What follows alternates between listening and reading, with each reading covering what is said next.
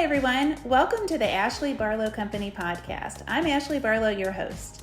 If you are a parent, a teacher, or someone who works at a school, or you're a community member, a volunteer, or a staff member at an organization that supports people with special education plans, a coach, a tutor, or even a grandparent, you're in the right place.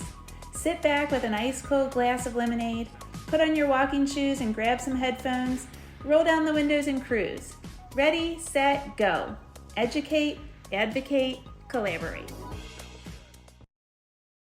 Welcome back to another episode of Special Education Advocacy with Ashley Barlow. I'm Ashley Barlow, and I'm so happy you're here. And I'm so happy to be one-on-one with you. It has been a second, friends. We had so many guests in a row as we promoted our conference, and I really hope that you enjoyed hearing from them. I learned so much at this conference.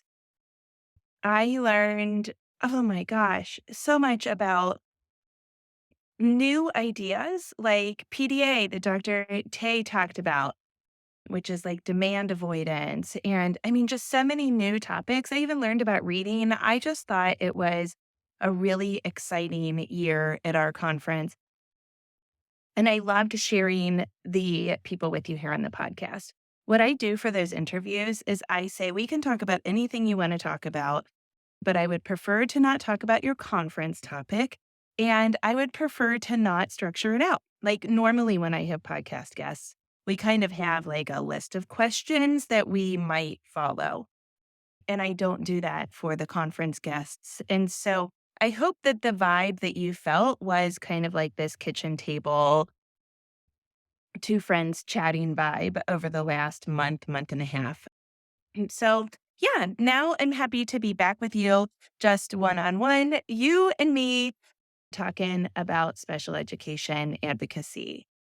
And today I want to talk to you about specially designed instruction. I am speaking on this very topic. In fact, I'm using slides from my presentation, and I'm speaking on this topic at the COPAA conference. Actually, I'm recording this on like a week in advance for you all. And I am leaving in just a few, a day, a few hours to go to the COPAA conference. COPAA is an acronym that stands for Council of Parents, Attorneys, and Advocates. And it is an organization that is kind of like a trade organization, honestly, for attorneys, advocates, and parents in the field of special education advocacy. Their conference is by far my favorite conference of the year. I learned so many strategies and about new concepts and that kind of thing at COPAA. But I also just think the networking is outstanding. My COPAA lunches and dinners are like my favorite meals of the year. So I'm really excited to be heading out this year and to be sharing, my time at COPAA with my friends. So I'm speaking this year for the first time ever, and I'm speaking on specially designed instruction. And I want to share with you a little bit about specially designed instruction. So here's what I have to say, or like what my experience with SDI is. So I'm speaking, I'll go ahead and tell you, I'm speaking with my friend Melissa Waugh, who is an attorney in Virginia. And Melissa came to me, she had submitted to speak on this topic and had even a co-presenter, and her co-presenter backed out. And so she was like, do you want to take over and present with me? And she was like, the only problem is you have to write the white paper, which is like this big 15-page research paper that goes along with the presentation. And I was like, yes, I've always wanted to speak at COPAA, and I just have been intimidated by the white paper, but like, sign me up, I'm going to do it. And so I did it. And she said, like, her experience as to why she wanted to present on this topic mirrors experiences that I've had. So both of us have had cases where we've sat in meetings and the people say at the meeting, yeah, they're working on reading or math or executive functioning or whatever it is. And here's their data. And the data kind of stinks. And the parents are saying, we aren't seeing any progress. And so then you say, well, how are you teaching it? Like, what are you using? And they kind of give you a blank stare. And then, like, one time I said, so when you go to teach reading, what, like, are you pulling out a book or are you pulling out like things that you bought on Teachers Pay Teachers? Like, what are you pulling out? And the teacher literally looked at me kind of blankly and she said, whatever the district gives me. And this was a child with dyslexia that needed like systematic, multisensory, explicit, spiraled instruction. And I was like, okay, so what concept are you working on right now? And she had no idea. I mean, the point here is that even for dyslexia, when instruction, when we have so much research to say that instruction should be really, really structured, they aren't doing it. And teachers don't know that they should be doing it and they don't know how to do it. And specially designed instruction, friends, is the heart and soul of special education. Like what you get in special education, if you get the IEP, is you get special education, and that is specially designed instruction. So it's like, well, then what is specially designed instruction? If you don't know that you should be getting it, like, how do you not know that? And what is it? And so that then became, kind of like the main concept for this topic. And so what Melissa and I did, I'm not going to give you the entire presentation, but I am going to give you enough of, I'm going to give you a couple of slides so that you can answer this question. What is SDI? So there is this awesome book, and the book is called Specially Designed Instruction for Co-Teaching. And the authors are Marilyn Friend and Tammy Barron, two PhD researchers and I think college professors. Marilyn Friend has kind of become like the person on SDI. And Dr. Barron as well. So Dr. Barron works at Western Carolina University, and Marilyn Friend, I'm looking, she is a professor emeritus at the University of North Carolina at Greensboro. So these two people wrote this amazing book that kind of goes through like how to co-teach and then how to implement specially designed instruction. And it's super duper good. And so here's the deal is far too often teachers are saying, well, the special ed teacher is saying, we're taking what happens in gen ed and we are basically like tutoring to get the kids to like understand what's happening in gen ed. But they aren't backing up and like making the closet messy and totally backing up and teaching differently and giving instruction that is uniquely tailored to the student. And it's just absurd. So, what do we learn from this book? I have a couple of quotes pulled from the book that I think are super helpful and that could help you in your advocacy. So, the first thing is specially designed instruction is not the same as differentiation, which today is considered to be good teaching. Like if you differentiate, great. Like everybody's supposed to differentiate in that tier one whole group general education environment. So we aren't just differentiating, like, making extension activities for kids that get a concept super quickly and making more explicit instruction or more accessible instruction to kids that aren't getting it as quickly or giving them opportunities for additional practice and stuff. It's not just that. And it is also not on the spot help with a larger plan, which is what's happening so often. So, like I said, in our schools here in Kentucky, they're like, well, we just take what happens in gen ed and then we work on it more. Nope, it's not on the spot help with a larger plan.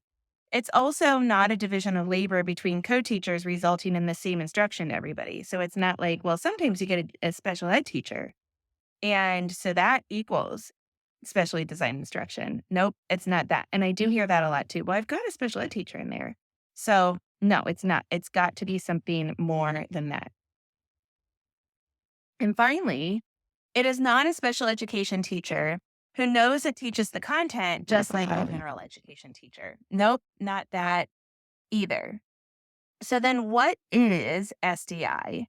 If you go back and you look at what the Counsel for Exceptional Children says, so the CEC, they do conferences everywhere. There's a CEC in every state. They support state boards of ed. So what the CEC says is that SDI is instruction that is tailored to a particular student according to the needs of the student's IEP and encourages access to the general education classroom. So it is tailored to the particular student. Remember how I always say that we have to look at the profile of the student? We have to look at their relative strengths and weaknesses. We have to look at what we're working on. And then we have to tailor that specially designed instruction to them.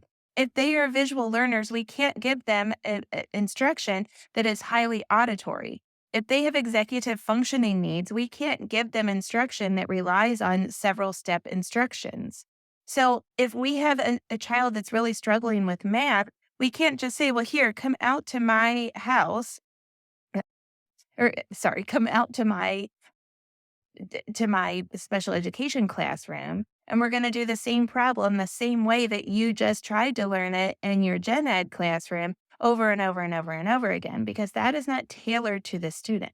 We've got to figure out a way to tailor it to the student with that executive functioning need, with that auditory deficiency or weakness. We've got to tailor it to the child. And it says, according to the unique needs of the student's IEP. What does the IEP say we need to be working on? That's another thing that happens really, really often is I see teachers that just pull kids, and this happens a lot in high school, and they say, well, what do you need help on? Well, I'm on an IEP for dyslexia. You should not be helping me just generally with my science. You should be helping me in a way to give me access to science because I can't read it. So you need to give me those basic reading skills or the phonological processing skills or the reading comprehension skills so that I can access science. So we need to pull back to widen the lens and to get to the heart and soul of the matter instead of just providing tutoring. And that's the last clause of the CEC's definition. It encourages access to the general education classroom. It isn't just helping you to understand what's happening there. It's encouraging access to the gen ed curriculum. So I'll read it to you again now that we've broken it apart. The CEC's definition is instruction that is tailored to a particular student according to the unique needs of the student's IEP and encourages access to the general education curriculum. Now, I will tell you that when we started looking at case law on this, we were like, ugh, it's not very good. No wonder schools are not providing a ton of SDI in a lot of cases because the case law is not super helpful. So what does that mean? If we go all the way back to the Raleigh case said basically they called it personalized instruction. So if you get personalized instruction plus sufficient support services, that is enough for a FAPE, for that free appropriate public education. And then we had the Under F case back in 2017. Yeah, 2017, right? It wasn't 19. I think it's 17. Look it up. Yeah. So Andrew F says, look it up. That just reminded me. Do you follow Kickball Dad on Instagram? If you don't, you need to go follow him. He is this really confident, hilarious guy who is super athletic. He likes to go play dodgeball and pickleball and kickball. And so they call him Kickball Dad. And his kids take him to Walmart or whatever. And he just says funny things. And one of the things he always says is he spouts off a fact and then he'll look at the camera and say, look it up. Anyway, total aside, that was a squirrel moment. Okay. So Indiref, whenever it was, I think it was 2017, but you can look it up if you need it for your purposes. So the Andrew F case says that the IEP itself guides how to meet the unique needs of the child. But, to me, that means that we have to then in the IEP specifically designate what the specially designed instruction is going to be. Andrew F. also says that we have to integrate the child into the gen ed classroom and also individualize special education that is calculated to achieve advancement from grade to grade.